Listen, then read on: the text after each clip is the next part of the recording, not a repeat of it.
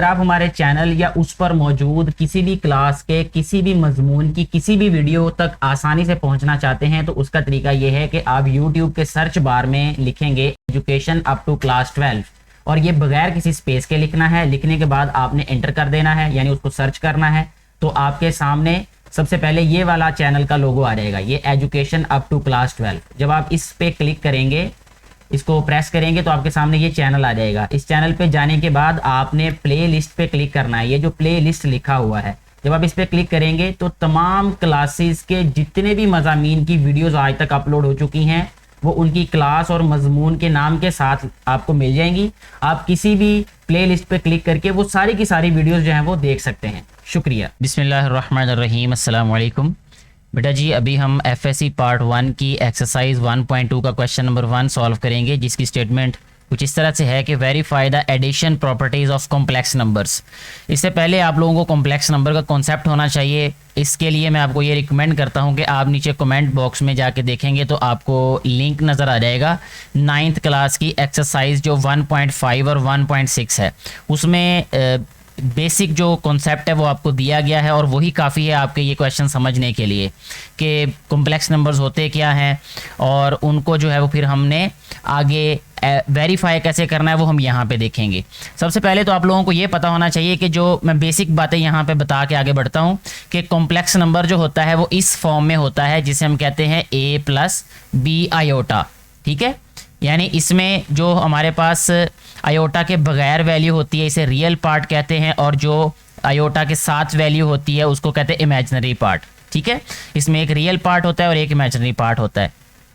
अब इसमें हमने एडिशन प्रॉपर्टीज़ को वेरीफाई करना है। तो सबसे पहले यहाँ पे आपको ये पता होना चाहिए कि एडिशन की प्रॉपर्टीज़ आप लोगों ने रियल नंबर्स के लिए कौन सी पढ़ी थी। ये भी 9th क्लास का ही 2nd चैप्टर अगर आप देखेंगे तो आपको वहाँ पे रियल नंबर की प्रॉपर्टीज़ मिल जाएंगी एडिशन और मल्टीप्लिकेशन के लिए। यहाँ पे हमने जस्ट अभी इस क्वेश्चन में एडिशन की प्रॉपर्टीज़ की बात करनी है।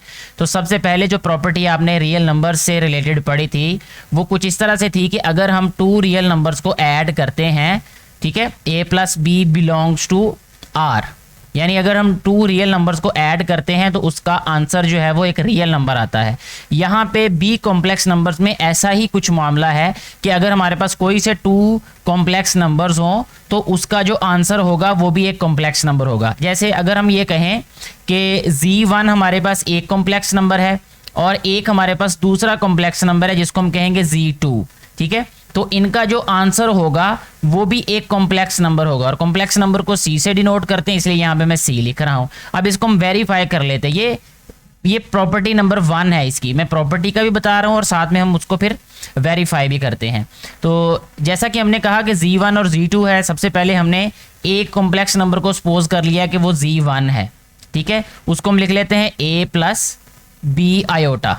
ठीक है, और एक और हमें कॉम्प्लेक्स नंबर चाहिए जो कि z2 होगा, जिसको हम सपोज करेंगे कि वो हमारे पास z2 है, तो उसको हम लिख लेते हैं c + b आयोटा। यानी डिफरेंट करने के लिए, जबकि a और b जो हैं और c और d जो हैं ये रियल नंबर्स हैं हमारे पास। ठीक है जी, अब देखिए हमने इन दोनों को ऐड करना है कॉम्प्लेक्स नंबर्स को, तो यहाँ लिखेंगे हम z1 + z2।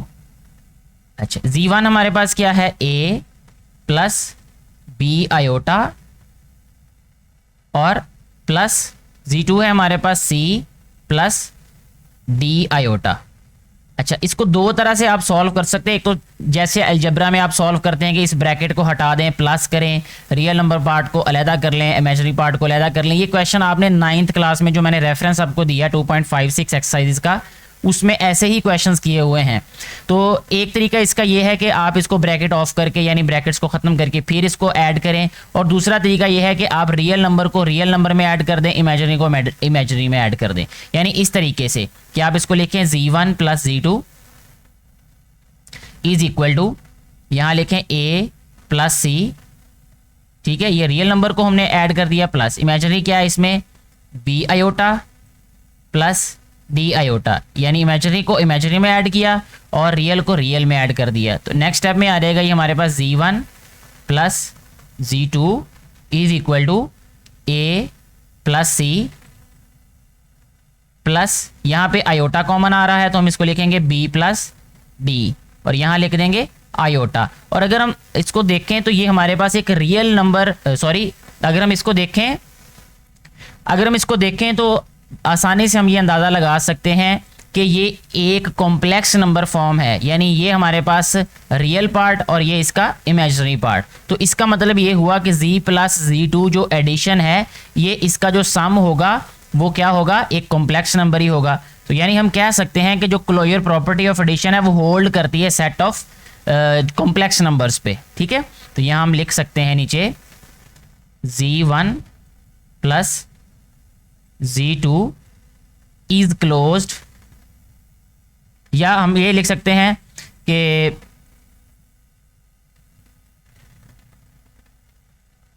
तो हम यहां पे लिखेंगे सो क्लोजर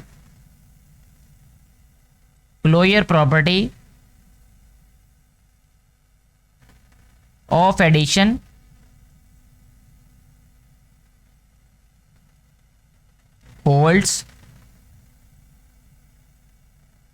होल्ड्स ऑन किस पे, set of complex numbers, set of complex numbers. ठीक है जी, अभी हमने जस्ट एक प्रॉपर्टी को जो है वो वेरीफाई किया है। नेक्स्ट हम बात करेंगे प्रॉपर्टी की, उस प्रॉपर्टी का नाम है एसोसिएटिव प्रॉपर्टी। ठीक है, एसोसिएटिव प्रॉपर्टी पहले मैं आपको बता देता हूँ रियल नंबर्स में हमने क्या पढ़ी थी, और अब हम कॉम्प्लेक्स नंबर्स पे जब अप्लाई करेंगे तो फिर क्या हो जाएगी। वो एसोसिएटिव प्रॉपर्टी थी a plus B plus C is equal to a plus B plus C. ठीक है, ये रियल नंबर्स पे होल्ड करती थी ये वाली प्रॉपर्टी। तो इसी तरह कॉम्प्लेक्स नंबर्स पे भी यही प्रॉपर्टी होल्ड करती है, यानी मतलब इसका ये है इस प्रॉपर्टी में कि सेकंड और थर्ड वैल्यू को ऐड करने के बाद फर्स्ट वैल्यू ऐड कर दें तब भी वही आंसर आएगा, अगर फर्स्ट टू वैल्यूज को ऐड करने के बाद थर्ड वैल्यू को ऐड करेंगे उसमें तब भी आंसर वही आएगा, इससे फ़र्क नहीं पड़ेगा। तो अगर हम कॉम्प्लेक्स नंबर्स की बात करें तो उसमें हमें अब 3 कॉम्प्लेक्स नंबर्स को सपोज करना पड़ेगा, जिसे हम यहाँ पे सपोज कर लेते हैं कि लेट हमारे पास जो z1 है वो इक्वल है किसके, a प्लस बी आयोटा, और इसी तरह हम z2 ले लेते हैं c प्लस डी आयोटा। ठीक है जी, इसी तरह z3 भी चाहिए हमें, तो ये आ जाएगा हमारे पास e प्लस f आयोटा। ठीक है, अब हमने प्रूव क्या करना है वो यहाँ पे मैं एक दफ़ा स्टेटमेंट भी राइट कर देता हूँ ताकि आपको क्लियर हो जाए। प्रूव हमने यहाँ पे ये करना है कि z1 plus into z2 plus z3 ये इक्वल होगा हमारे पास z1 plus z2 plus z3। ठीक है जी, तो इसमें हम लेफ्ट हैंड साइड को पहले चूज कर लेते हैं। लेफ्ट हैंड साइड हमारे पास क्या है, z1 plus into z2 plus z3। ठीक है जी, ये आ जाएगा हमारे पास। अच्छा, नेक्स्ट स्टेप में हम इसको क्या करते हैं कि z1 z2 z3 सारे इकट्ठे लिख के, क्योंकि हमारे पास जगह है यहाँ पे, अदरवाइज आप ऐसे भी कर सकते हैं कि पहले ब्रैकेट वाला पार्ट सॉल्व कर लें, जो आंसर आए उसमें ये z1 को ऐड कर दें। तो क्योंकि मेरे पास जगह काफ़ी है तो मैं सारी की सारी वैल्यूज़ को एक दफ़ा भी लिख सकता हूँ। तो z1 है हमारे पास a प्लस बी आयोटा। ठीक है जी, सॉरी इसको ब्रैकेट में इनक्लोज नहीं करने की ज़रूरत, यह आ जाएगा हमारे पास प्लस। ठीक है, इधर आ जाएगा हमारे पास ये z2 क्या है, c plus D iota plus z3 क्या है, e प्लस f आयोटा। ठीक है जी, अब हमने क्या करना है, इनको a प्लस बी आयोटा, और ये आ जाएगा हमारे पास प्लस। अब इसको भी हम ओपन कर देते हैं, ये आ जाएगा हमारे पास c plus D iota plus e plus f iota.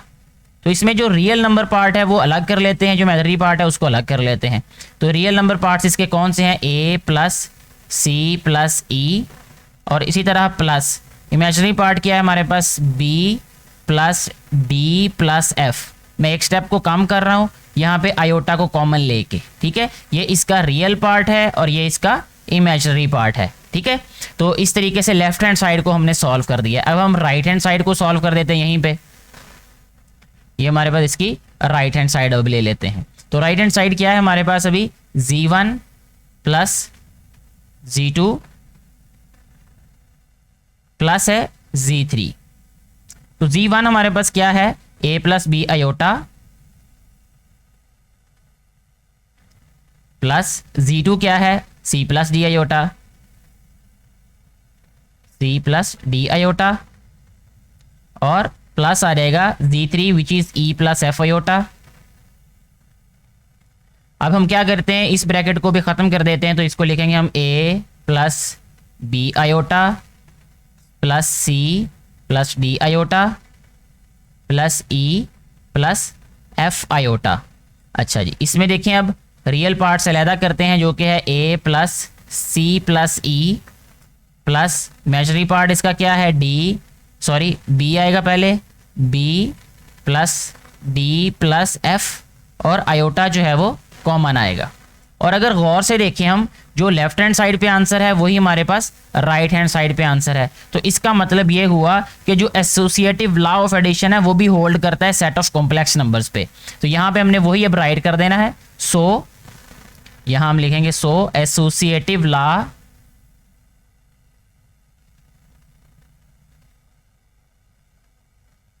Associative law या एसोसिएटिव प्रॉपर्टी भी कह सकते हैं, law of addition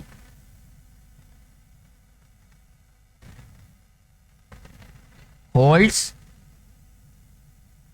on complex numbers,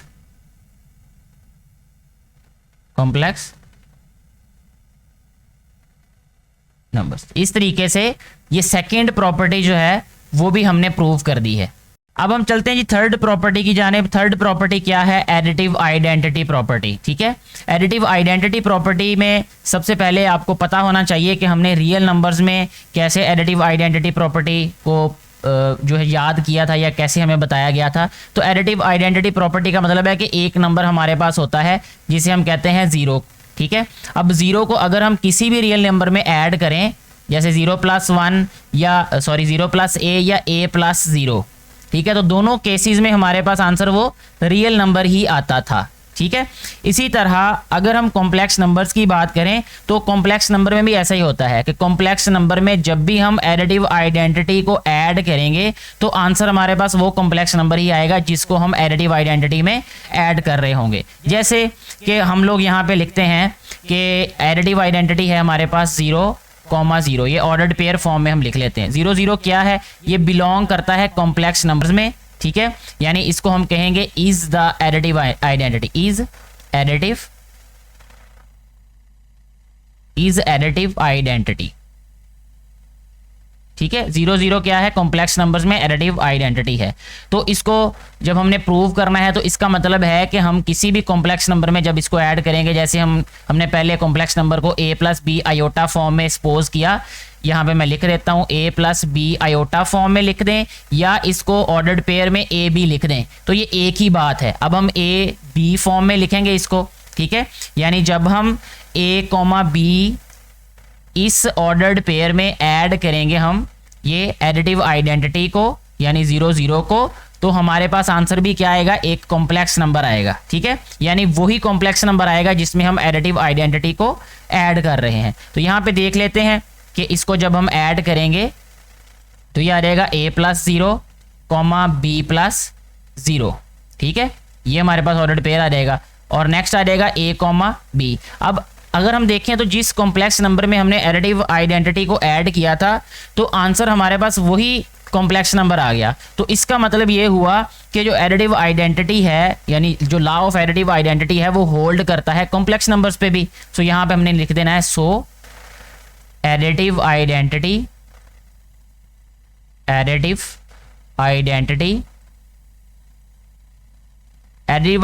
law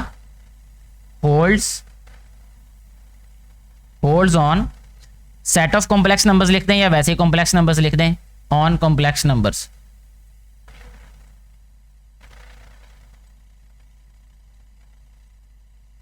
ठीक है जी, इस तरीके से हमारा जो थर्ड लॉ है वो भी प्रूव हो जाता है। नेक्स्ट हम बात करेंगे एडिटिव इनवर्स प्रॉपर्टी की, जो कि लास्ट प्रॉपर्टी भी है एडिशन के लिहाज से, जो कि कॉम्प्लेक्स नंबर्स पे होल्ड करती हैं properties.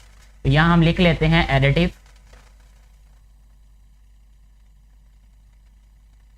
Additive inverse property. Additive inverse property hold करती है कि नहीं करती कॉम्प्लेक्स नंबर्स पे, वो हम चेक कर लेते हैं। सबसे पहले तो आप लोगों को ये पता होना चाहिए कि रियल नंबर्स में हमने इस प्रॉपर्टी को कैसे पढ़ा था। वहां पे आप लोगों ने पढ़ा होगा कि जब भी हम किसी रियल नंबर में किसी भी एडिटिव इनवर्स, रियल नंबर के एडिटिव इनवर्स को ऐड करते हैं तो हमारे पास आंसर आ जाता है एडिटिव आइडेंटिटी। ठीक है, इसी तरह अगर हम -a में ऐड करेंगे a को, यानी रियल नंबर और उसके एडिटिव इनवर्स को, तो आंसर हमारे पास एडिटिव आइडेंटिटी आ जाता है। कॉम्प्लेक्स नंबर्स में भी ऐसे ही होता है कि जो -a और -b है, ठीक है, ये क्या है, एडिटिव इनवर्स है, इज एडिटिव इनवर्स। या अगर इसको हम इस तरह भी लिख रहे हैं, यानी ज्यादा बेहतर होगा कि -a - b which belongs to the set of complex number is additive inverse, additive inverse of AB। ठीक है, AB भी जो है ये बिलोंग करता है सेट ऑफ कॉम्प्लेक्स नंबर्स में से। ठीक है, यानी मतलब इसका ये हुआ कि जब हम इन दोनों को ऐड करेंगे, दोनों कॉम्प्लेक्स नंबर्स को, तो हमारे पास आंसर एडिटिव आइडेंटिटी आना चाहिए। चेक कर लेते हैं अब हम इनको ऐड करके। अगर हम -a - b इसको ऐड करें हम AB में, ठीक है, तो हमारे पास आंसर क्या आएगा, ये आ रहेगा आंसर -a + a, -b और +b। आंसर आ गया हमारे पास 0,0, जो कि हमारे पास है एडिटिव आइडेंटिटी। ठीक है जी, कॉम्प्लेक्स नंबर्स के लिहाज से। इसी तरह अगर हम ऐड करें इस तरीके से इनको कि पहले हम जो हमारे पास कॉम्प्लेक्स नंबर है AB, इसको राइट करें और इसमें इसके एडिटिव इनवर्स को ऐड कर दें, यानी जो कि है हमारे पास -a - b। अच्छा जी, जब हम इनको ऐड करेंगे तब भी हमारे पास आंसर क्या आना चाहिए, एडिटिव आइडेंटिटी आना चाहिए। तो ये आ जाएगा हमारे पास a - a, b - b।